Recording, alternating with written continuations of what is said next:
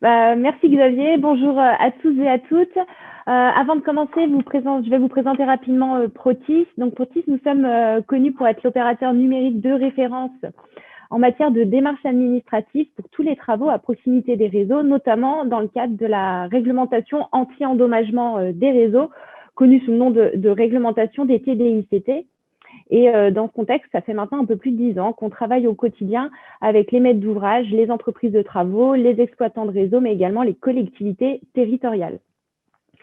Et en 2016, lorsque la loi El Khomri est venue renforcer les obligations des différentes parties prenantes autour de la gestion du risque amiante, Protis, nous sommes emparés du sujet et nous avons développé une solution pour accompagner l'ensemble des professionnels dans l'instruction de ce risque amiante qui s'appelle Diamatis et dont j'aurai le plaisir de vous faire une présentation dans la salle privée à 11h30 si ça vous intéresse.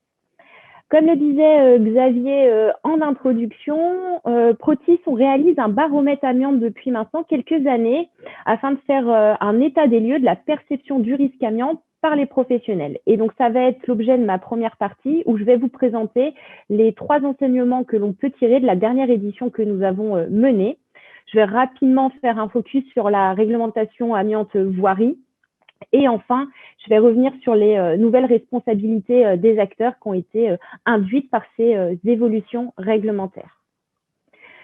Donc, comme je vous le disais, ça fait maintenant quelques années qu'on réalise un baromètre amiante. Oh, pardon, j'étais un peu vite. Ah!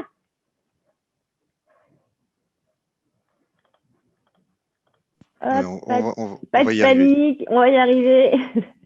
Ça clique trop vite, c'est bon. Donc, comme je le disais, on réalise tous les ans un baromètre amiante avec le cabinet Harris Interactive.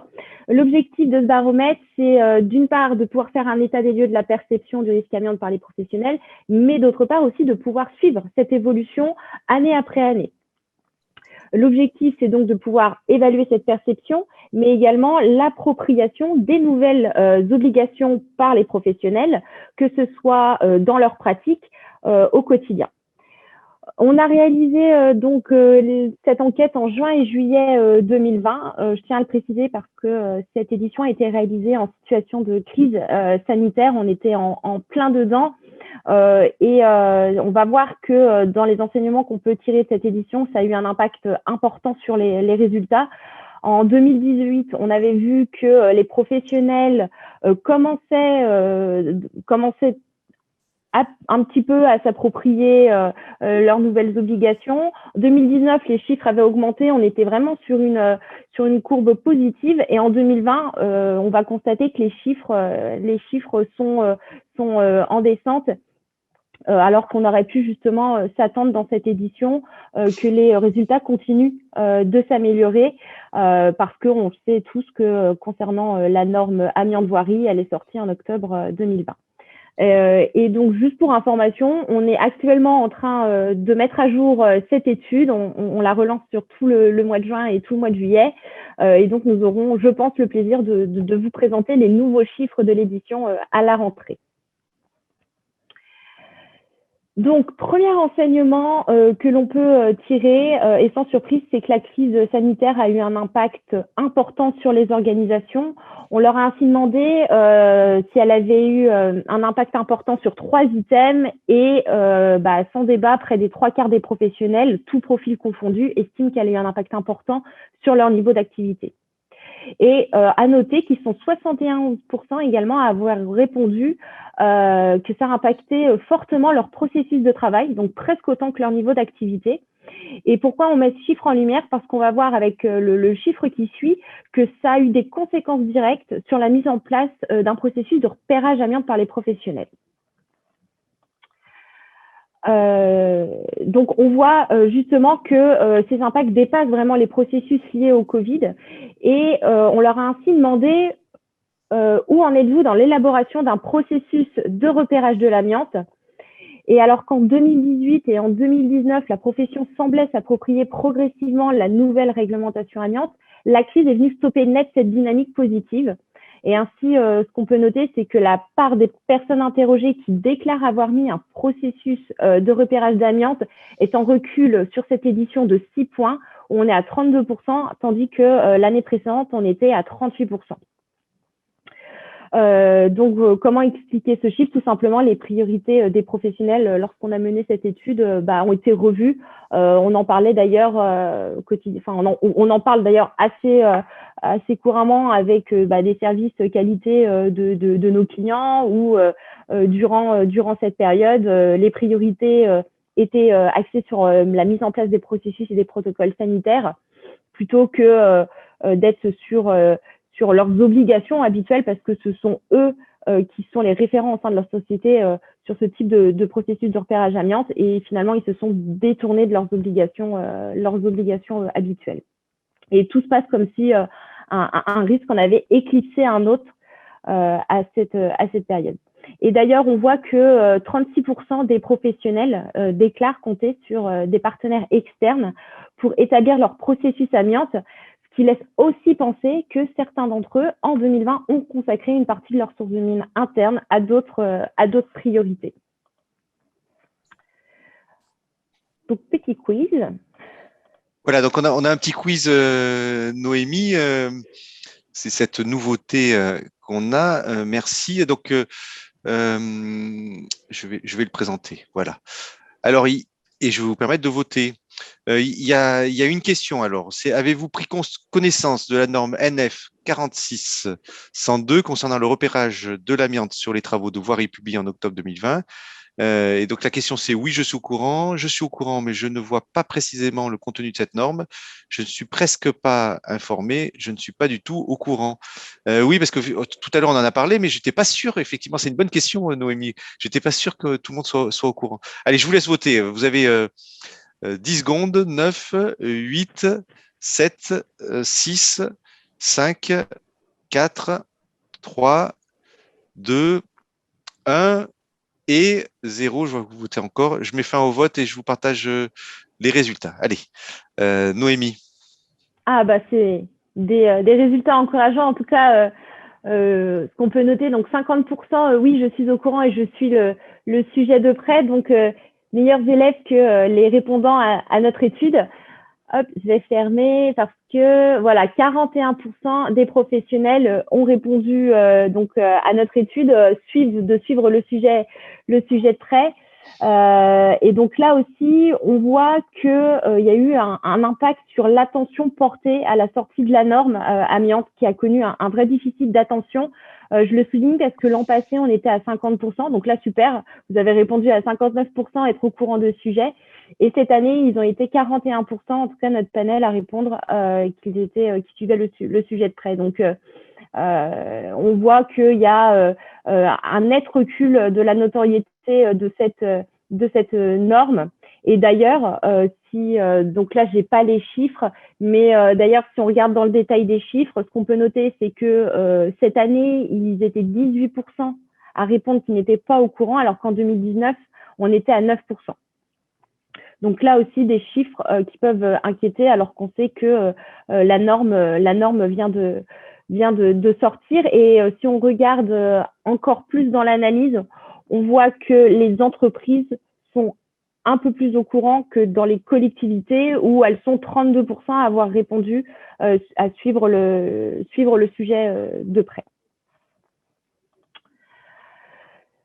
Donc nous l'avons vu, la crise sanitaire a eu un impact direct sur les organisations, mais également un impact indirect dans la perception et dans les pratiques vis-à-vis du risque amiante. Ainsi, on leur a demandé comment évaluez-vous les risques pour les professionnels impliqués dans ces travaux selon le type de substance à risque.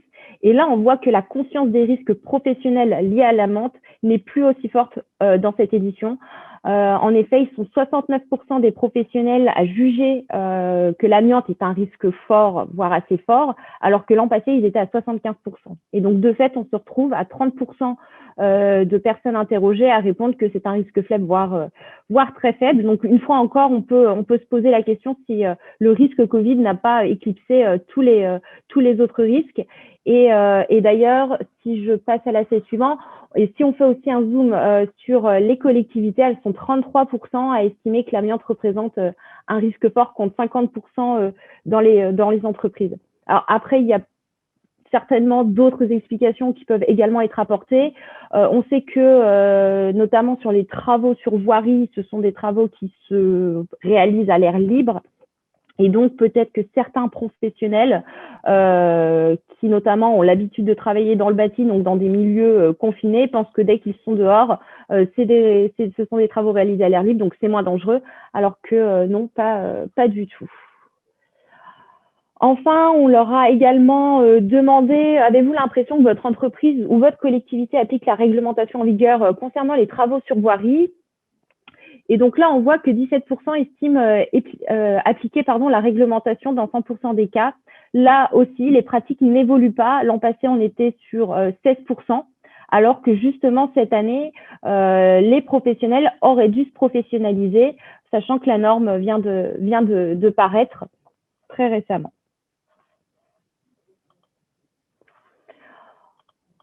Enfin, troisième enseignement que l'on a pu tirer de cette édition, c'est ce souhait des professionnels de quelque part de vouloir mettre en pause cette pression réglementaire. Comme on a pu le voir précédemment, s'ils adhèrent au principe de précaution, les professionnels sont quand même de moins en moins nombreux à souhaiter voir évoluer la réglementation amiante, qui d'ailleurs, je ne sais pas si on voit ma souris, mais voilà, qui passe de 67% à 47% en 2020, donc une chute de 20 points, ce qui est non négligeable. D'ailleurs, Harris Interactive, lorsqu'on a fait l'analyse des chiffres, nous l'a souligné que ce n'était vraiment pas anodin et que quelque part, ça signifiait voilà, ce souhait de pause de la part des professionnels. On le sait, aujourd'hui, on l'a dit tout à l'heure en table ronde, il y a déjà beaucoup de normes qui sont sorties, notamment pour les professionnels du bâtiment. Et on peut comprendre que ces professionnels n'ont pas envie de voir évoluer encore cette réglementation parce qu'ils souhaitent déjà s'approprier les nouvelles normes, les nouveaux arrêtés qui viennent de sortir. Enfin, et dans la droite ligne des chiffres que nous venons de voir, on constate qu'il y a une volonté globale d'indulgence. La question posée était la suivante. Selon vous, qui serait susceptible d'engager des poursuites envers l'entreprise ou la collectivité, si les protocoles de détection avant travaux n'étaient pas respectés?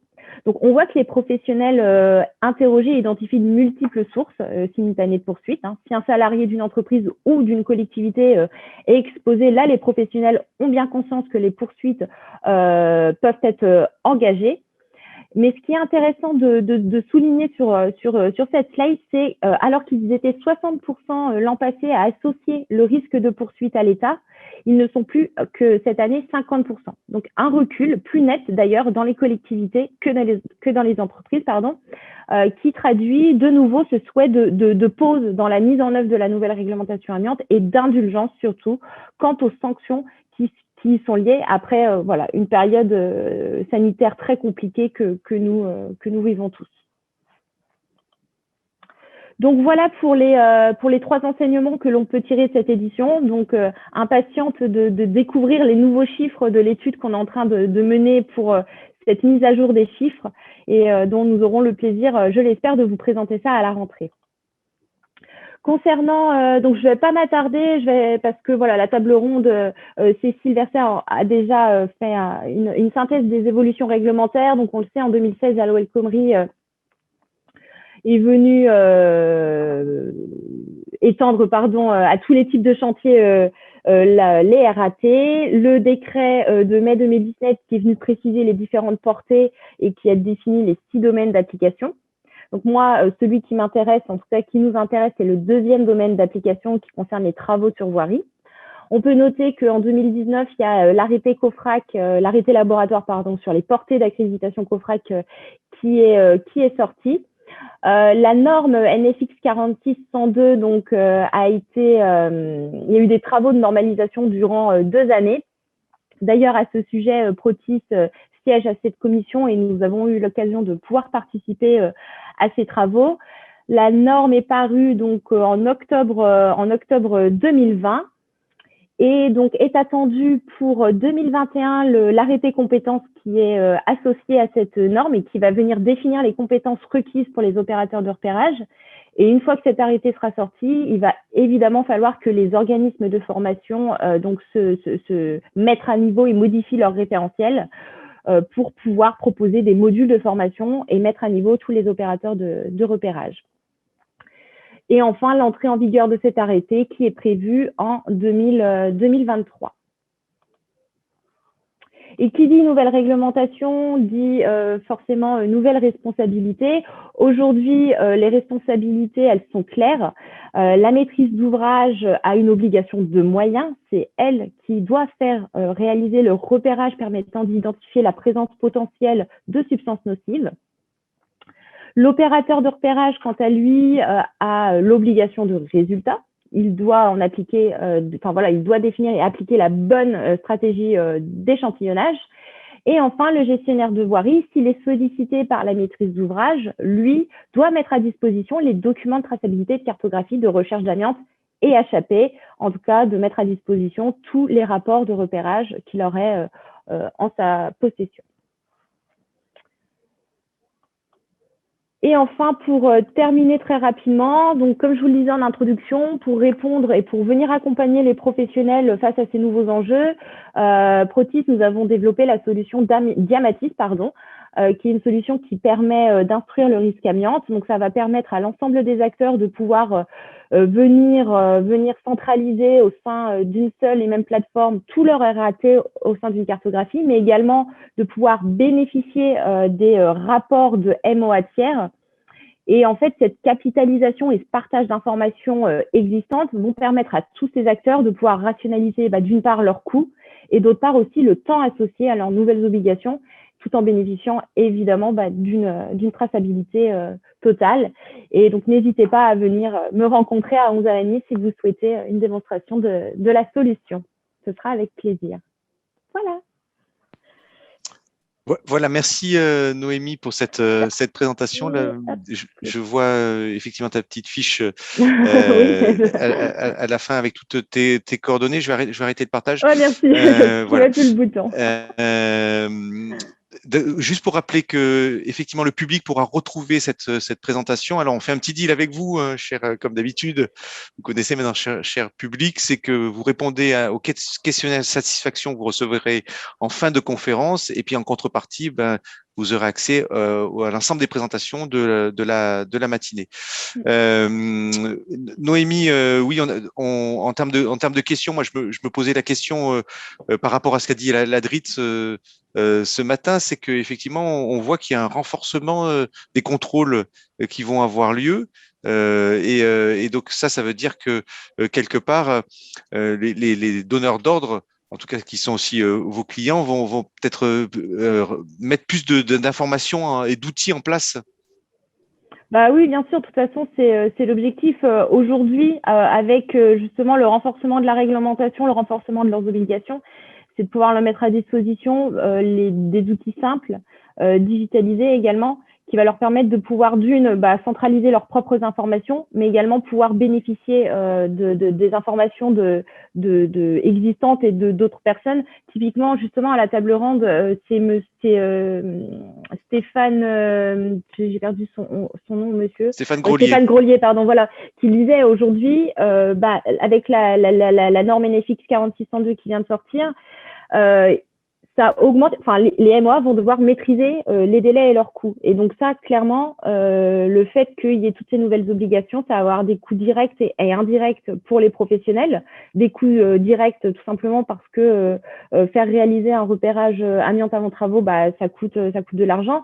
Et indirect parce que c'est une gestion administrative qui va être renforcée, c'est des nouveaux processus à mettre en place au sein des sociétés, ça va être un allongement des délais dans la réalisation des travaux parce que le temps d'obtenir ce RAT, de collecter les informations, d'attendre les réponses, de faire le choix aussi.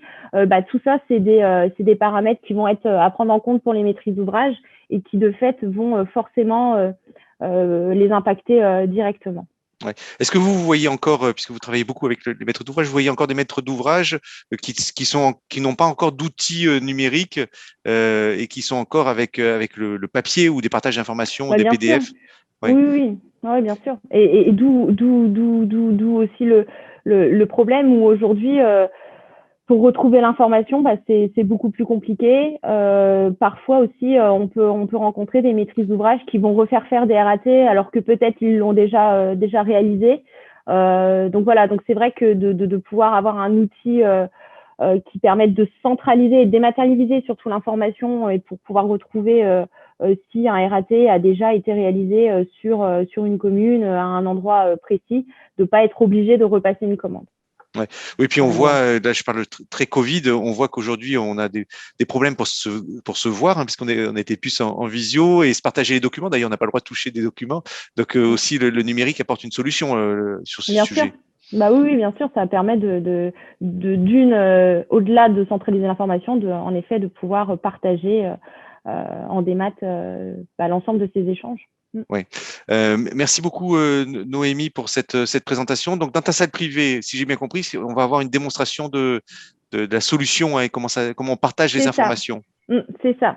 Et d'ailleurs, si ça vous intéresse, dernièrement, on a réalisé une interview avec Linda Naitali, qui est la présidente de la Commission nationale amiante-SI et qui est revenue justement sur ce travail d'élaboration de la norme NFX 4602 pendant 2 ans.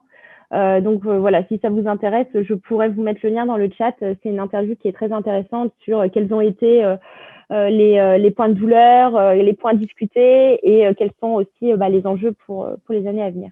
Voilà, c'est un petit teaser pour ce qu'on va retrouver dans ta salle. Merci Bien à toi. sûr. C'est un grand plaisir de t'avoir avec nous.